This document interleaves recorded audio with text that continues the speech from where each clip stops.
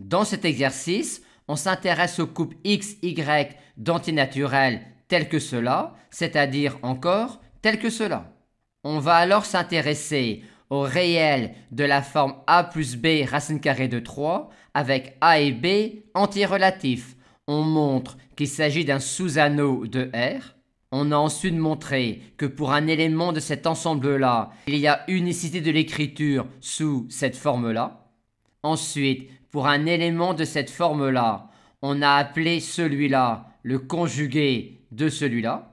Et on a montré que l'application qui est un élément x de cet ensemble-là associe son conjugué est un automorphisme d'anneau pour cet anneau-là. Ensuite, pour un élément de cette forme-là, on a appelé la quantité x2 moins y2 la norme de x en faisant remarquer que x2 moins y2 est égal à l'élément multiplié par son conjugué, ce qui nous a permis de montrer que la norme d'un produit est le produit des normes. Et on a enfin montré que cet ensemble-là, c'est-à-dire encore celui-là, forme un sous-groupe du groupe multiplicatif R étoile. Et cet ensemble-là a un lien très fort avec les coupes d'antinaturels tels que cela. Et on va maintenant s'intéresser aux éléments qui sont dans G.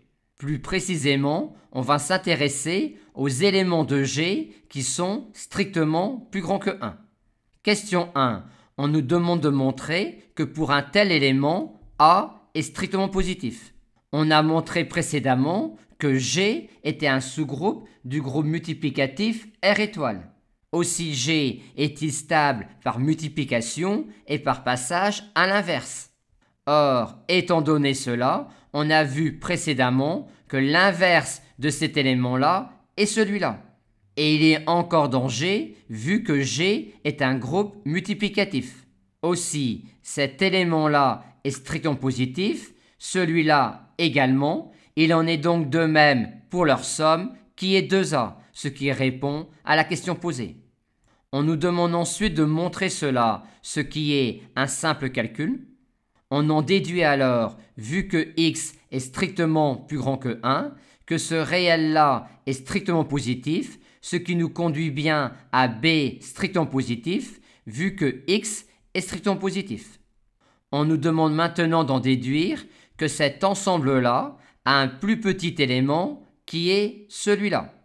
Et c'est clair, car vu les questions précédentes, on a A qui est supérieur ou égal à 1 et B supérieur ou égal à 1. Or, A égale 1 avec cette contrainte-là conduit à B égale 0. Il n'y a donc pas d'élément de cet ensemble-là avec A égale 1. Par conséquent, on a forcément A supérieur ou égal à 2.